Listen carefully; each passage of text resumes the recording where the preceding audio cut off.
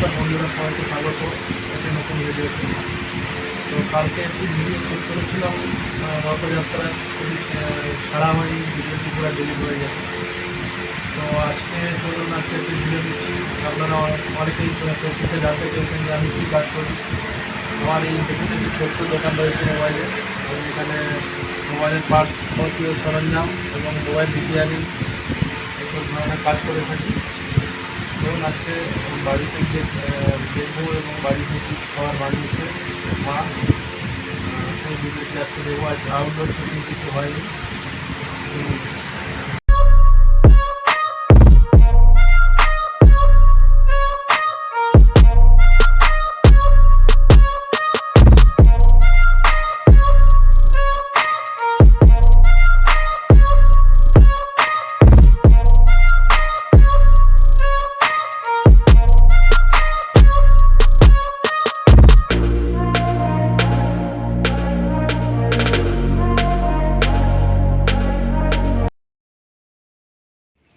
তো ফাইনালি বন্ধুরা বাড়ি এসেই চলে গেছিলাম। বাড়ির সামনে একটি বাগান রয়েছে, ওখানে আমরা কিছু সবজি টবজি লাগাই। বর্ষার সময় বা অন্য সময়ও লাগানো হয়। এখানে দেখতে পাচ্ছেন লোটে গাছ রয়েছে। লোটে গাছের তরকারি খেতে খুবই ভালো লাগে এবং এই বৃষ্টি হওয়ার জন্য মানে ওয়েদারটা এত সুন্দর লাগছে, মানে অপূর্ব লাগছে দৃশ্যটা। দেখছেন গাছপালা, বৃষ্টি। তো বন্ধুরা আজকের মেনু ছিল আমাদের পেঁয়াজ পোস্ত, আলু ডিমের ঝোল, ভাত।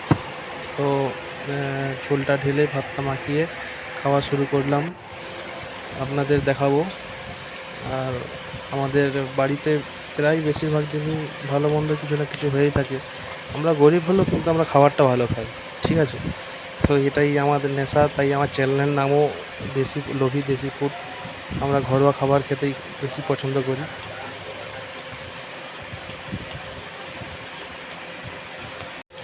বন্ধুরা জামা প্যান্ট ছেড়ে খেতে শুরু করে দিয়েছি আমি। একদম মানে গরমও লাগছে প্রচুর, পাখা চলছে, তাও দাদু সাইডে দাঁড়িয়ে দাঁড়িয়ে দেখছে, ঠিক আছে?